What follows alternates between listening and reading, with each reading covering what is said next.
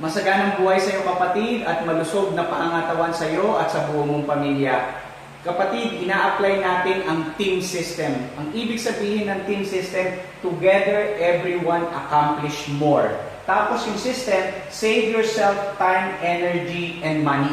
Ito po yung basic principle na i-share ko po sa inyo kasi ito yung principle that will lead you to the right perspective. Learn and let them guide you towards abundant, happy, forceful advocacy in the service of OFW and others. Ito po yung basic principle na ina-apply ko na para makasave tayo ng time, ng energy natin, of course yung hard-earned money natin kasi marami sa labas nagpuput up ng business, nagpuput up ng kanilang structure, ng kanilang network, hataw lang ng hataw. This time around, with my experiences, with the basic principles ng iba't ibang tao, pinagsama-sama natin at nawa makatulong itong mga basic principle na aming i-reveal sa iyo. Yung mga basic tips na alam namin makakatulong sa iyo. I-apply mo lang to kapatid. I-share natin to to as many OFW and as many partners we have. At kapatid, tiyak ko sa iyo, tinitiyak ko sa iyo, magiging maganda yung structure mo, lalago at lalago yung negosyo mo at magkakaroon ka ng continuous income katulad na nangyayari sa marami sa amin. Kapatid, this is a proven effective experience, guidelines na ina-apply po namin sa aming sistema, sa aming pagtatrabaho. At ito i-share ko po sa inyo based po sa skills namin, sa talent natin, at we are willing to share it to you. Kapatid, share mo rin to as many people as you can. This is a 1 minute video that would tell you yung expertise na meron po kami. NSO. Ano ba ang NSO? NSO stands for New Stockholders Orientation. Enhancement for OFW partners, leaders, coaches, team builders, from ordinary to negosyante. Tandaan po natin, negosyante po tayo dito sa pinapasok po nating business. No po? From ordinary empleyado, from ordinary executive, ordinary managers, ordinary OFW.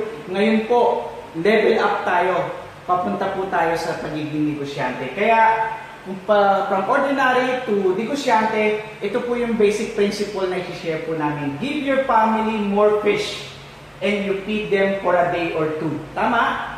Teach them to fish and you feed them for a lifetime and you give yourself a legacy.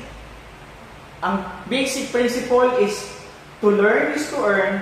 More on training, more on earnings is equal to continuous unstoppable income. Ibig sabihin nun, nagre-retire ka na, nagre-relax ka na sa bahay, having fun, having quality time with your wife and or mister, and having fun with your children, loving them, and finding more time. Ito po, kailangan natin mag-undergo ng NSO.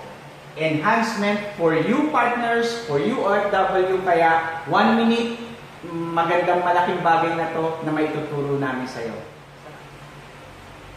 NSO, New Stockholder Orientation.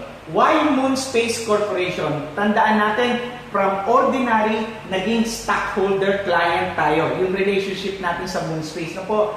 Why Moon Space Corporation? Tandaan natin yung founder's advocacy. Yung advokasya ng ating founder ay tulungan ng maliliit na tao para magkaroon sila ng dream house, dream car, at maging matatag ang kanilang financial sources of income. Okay? Yun yung nagustuhan ko sa may-ari. Meron siyang pag-alala, meron siyang care sa mga pangkaraniwang tao. Kaya ako, kumbaga, 200% ang support ako sa Moon Space, kay Dato, Jesse Lai, kasi kinikare niya yung mga pangkaraniwan tao, especially the OFW. Alam niyo po ba, you are given an opportunity na gumanda yung buhay mo through yung pinakamaliit na puhunan. Bakit? Smallest capital ever. Pinakamabaliit na puhunan ang inaalok ng Moon Space Multinational Corporation bilang maging stockholder client ka. Bilang mo, 7,600 lang yung puhunan mo, kikita ka ng malaki. The best marketing ever na nakita ko po. Kapatid, nagre-research kami sa buong mundo kung ano yung pinakamagandang business, multi-level, networking business sa buong mundo. Kapatid, etong nakita ko. Bakit? 7,600? Maghihintay ka lang, hindi ka magbibenta, hindi ka mag-aalok ng produkto, hindi ka ipapower, walang power ng ang ganda ng produkto, ibili mo to, pampaputi, pampaganda, walang ganun dito kapatid. Dito, purely business tayo. Ito yung negosyo hindi tinuturo sa atin sa Pilipinas. Dito, ituturo nila na yung 7,600 mo palalaguin ng kumpanya. Tubong lugaw sa kanila kasi matatalino itong mga Malaysian. Brilliant minds yung kanilang konsepto ng negosyo. Hindi yan papasok sa mga negosyo na palugi. Naintindihan? Nakuha mo? Alam mo papasok sila? No.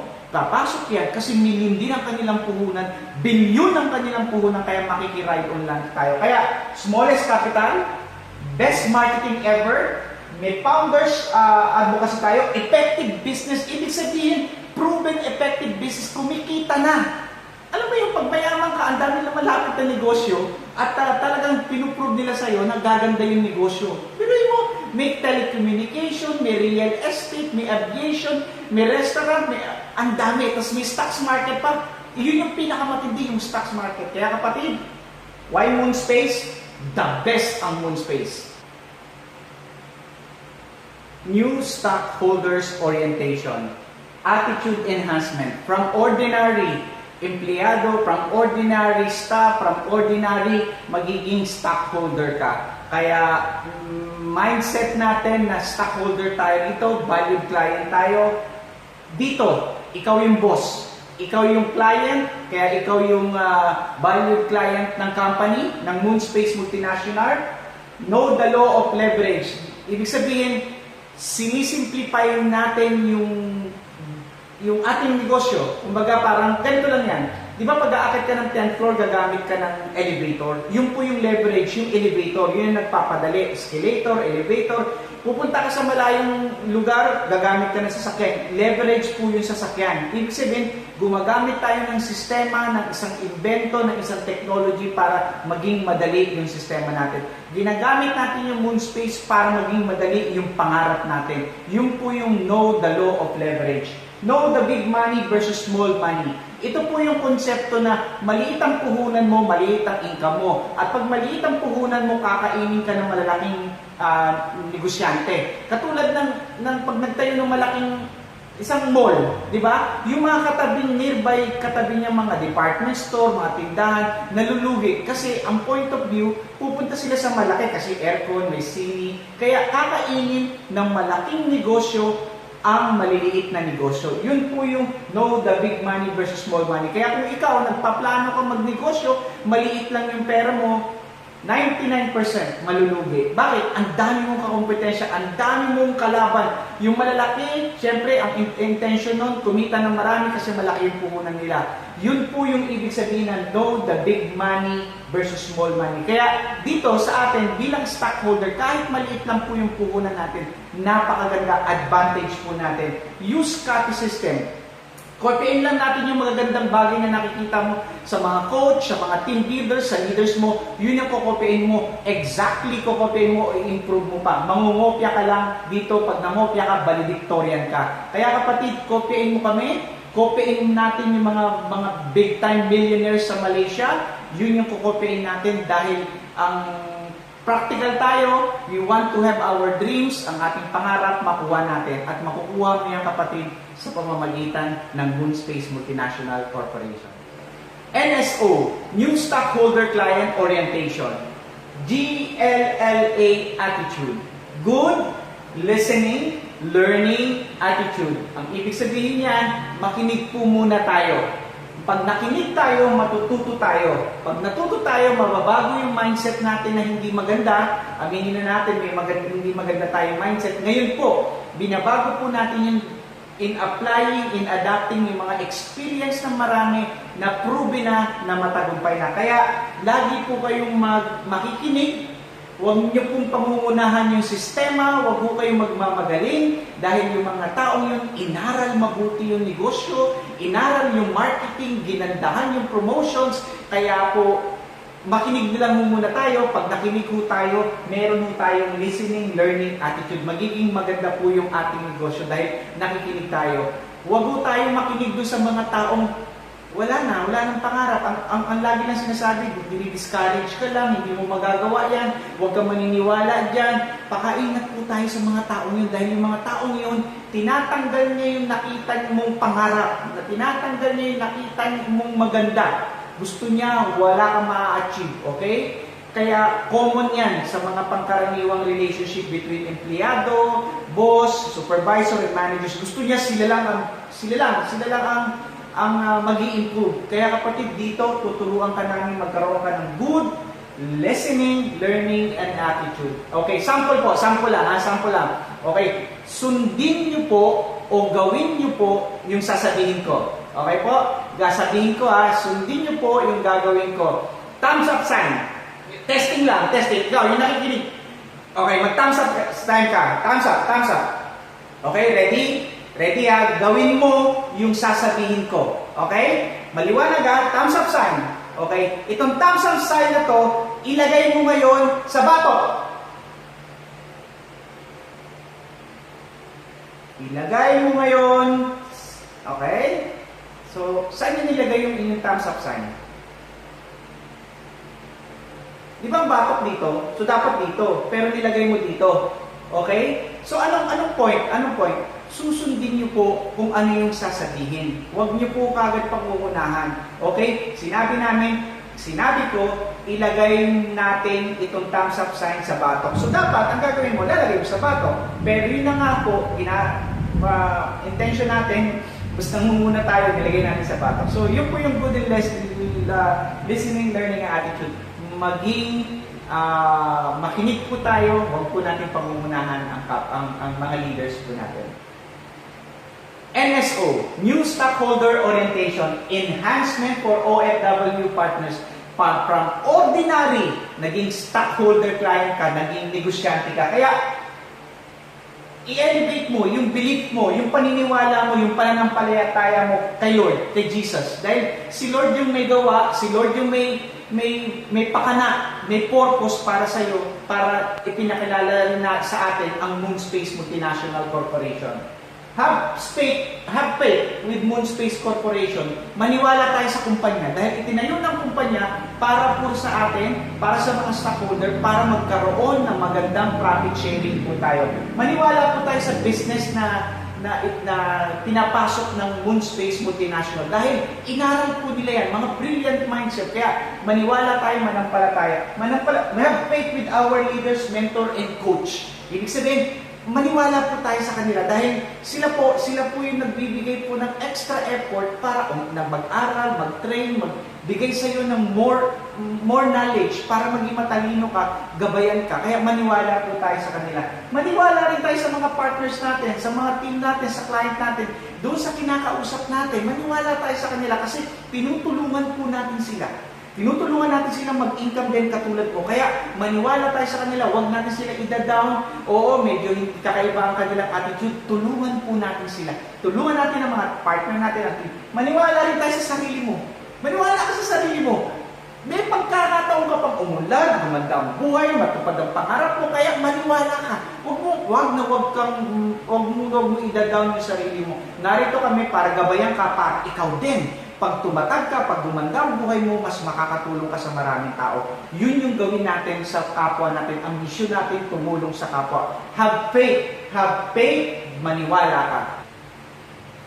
NSO, New Stockholder Orientation. Commitment. Level up mo yung commitment mo, partner. Not just I will try. Yung susubukan ko, titignan ko, I will just try. Hindi ganun, brother. Hindi ganun yung commitment na inihahanda natin para sa ating pamilya. Hindi rin, not just I will do my best. Hindi ganun. Napakababaw ng level ng commitment mo.